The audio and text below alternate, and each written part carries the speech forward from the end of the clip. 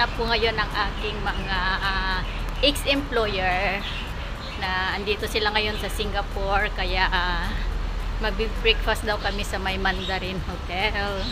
Yan, may bit-bit akong mga regalo sa mga bata, kaya see you soon, see you.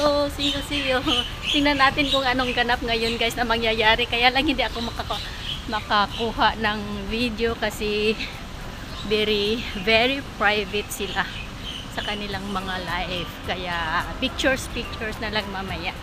Thank you.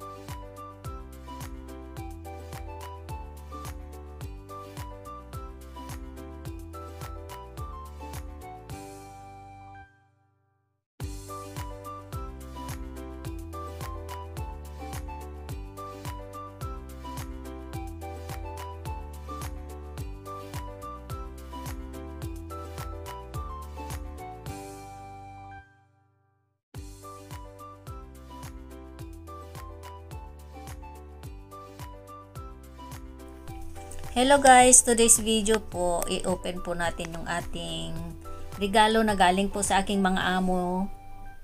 Sila po ay pumunta nag-visit dito sa Singapore, kaya ayan, binigyan ako ng aking regalo. Sila po yung mga amo ko ng 5 years.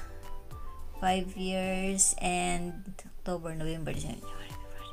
5 years and 5 months ako sa kanila. Ako yung first time nila na naging katulong nung pumunta sila dito sa Singapore. First time din nila dito sa Singapore noon, kaya ako din yung first nila na naging katulong. Yan po yung mga regalo nila guys sa akin. Chocolate. At saka, ayan, 2 box ng chocolate. Alam nila yung katulong nila noon is mahilig talaga ako noon sa chocolate guys. Sila po yung mga amo ko from yung bata noon is yung panganay is 5 years. 5 years siya noon. At saka yung bunso is buntis pa siya noon. Pagdating nila dito is buntis pa. Nasa tiyan pa yung batang lalaki. Kaya ako na ang nag-aruga sa kanya hanggang nagiging 5 years siya at saka 5 months. Ayan po guys, yung mga binigay nila, 2 bag. May mga bag at saka, diba, social. Social din yung binigay nila sa akin. Mahilig talaga ako sa bag. Alam nila na mahilig ako sa bag guys. At saka yung mga pangpakuliriti sa mukha. Pero nagli-lipstick lang ako noon. Nung katulong nila ako. Maganda kasi yung mga quality ng mga binigay nila sa akin. Tingnan natin kung ano yan siya.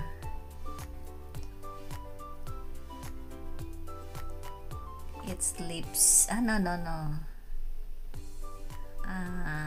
Nail polish. 3 nail polish. Ayan. Pink, red, at saka parang may maroon.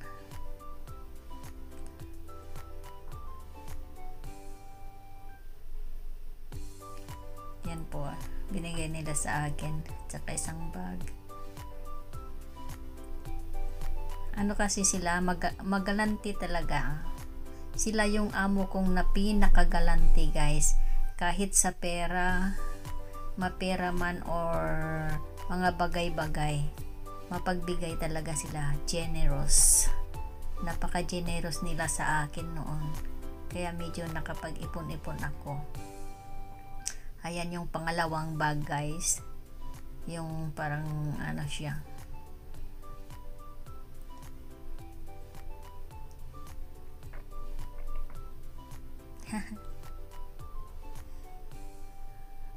May 2 na akong bag ng pang-sling bag. Ayan. Kaya lang hindi magkasya yung wallet ko. Yan na lang ang gagawin kong wallet, diba? Pwede din. Oops. Di yata marunong mag-open. Ina-ignorante lang ako guys. Hindi ako marunong mag-open ng ganyan. Maluoy. Ayun, na-open na rin. Sa wakas na-open ko din.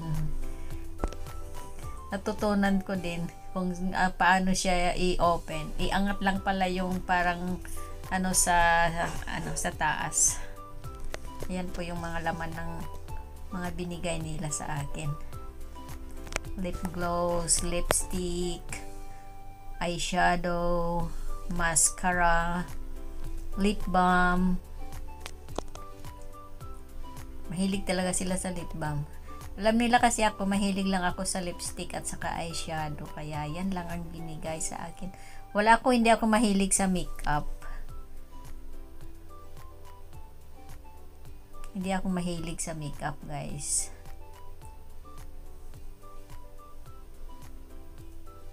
Yan. Nagtiyaga talaga sila na bumili para sa akin. Para daw lalo akong gaganda, sabi pa ng alaga ko.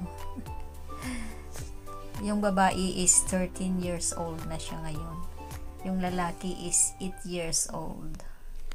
8 years old na siya kasi 5 years old sila nung umalis siya dito. Hindi pa niya ako kilala masyado. Yung lalaki is parang bata pa siya noon. Parang lang. Pero yung babae may na siya, parang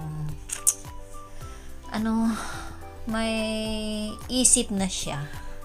May isip na siya na ako yung auntie niya. Kaya nung nakita niya ako, napaluha talaga siya at sobrang saya niya na nakita ako. Ako din, ganun din ako. Parang din kasi yung parang ang gaan-gaan kasi ng loob ko sa kanila, guys. Magaan yung loob ko sa kanila kasi ang babait talaga nila, sobrang bait. Sobrang bait nila. Kaya sabi pa ng alaga ko, sabi niya, pwede ba tayo pabalik dito by next year daw, sabi pa niya. Sabi niya sa mama niya, sabi din ng mama, alam mo dito is sobrang mahal ng let us say kung maybe not next year, next week, maybe not next year, maybe other years daw. Ewan ko ba kung andito pa ako sa Singapore. Ayan po, guys, yung mga binigay nila sa akin. 'Di ba? Sobrang saya ko, guys, na dinalaw nila ako dito. Yun lang talagang para daw ako, para nila, para makita lang daw ako ng mga bata. Lalo na yung babae, sobrang mature na talaga yung babae.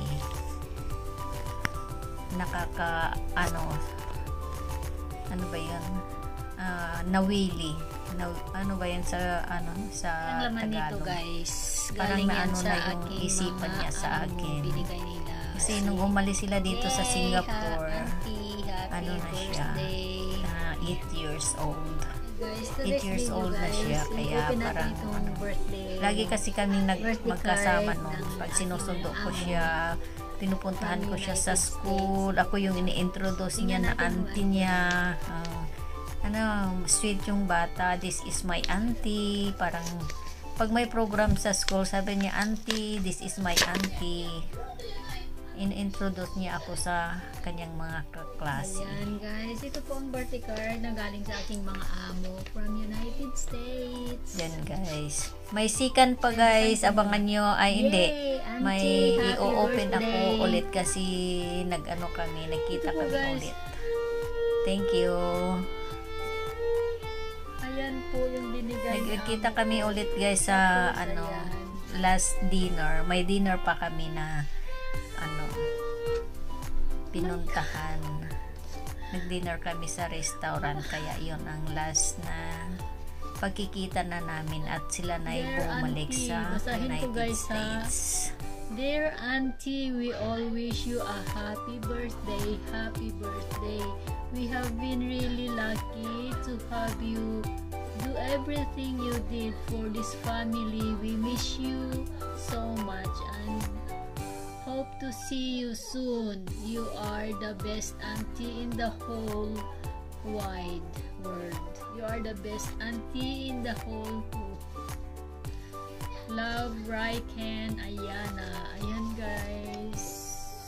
I'm so lucky that I have my boss like this. Ayan. May binigay silang pera, guys. Bilangin natin. 1, 2, 3, 4, 5, 6, 7, 8, 9, 10. 1, 2, 3, 4, 5, 6, 7, 8. $800.